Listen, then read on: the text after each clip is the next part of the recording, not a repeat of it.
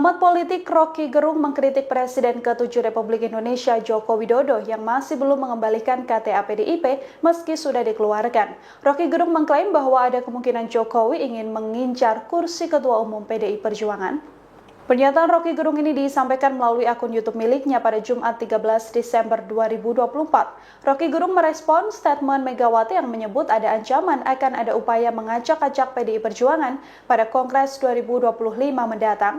Rocky Gerung menilai dugaan Megawati adalah hal yang sangat mungkin terjadi. Apalagi menurut Rocky Gerung, sampai sekarang KTA Jokowi juga belum dikembalikan. Rocky Gerung menyebut nantinya akan ada gerakan dari internal maupun eksternal PDI Perjuangan untuk mendukung gerakan Jokowi. Terkait tudingan ini, sampai sekarang Joko Widodo juga belum buka suara atau memberikan komentarnya.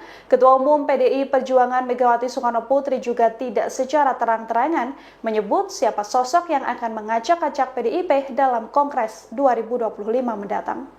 Download Tribun X sekarang, menghadirkan lokal menjadi Indonesia.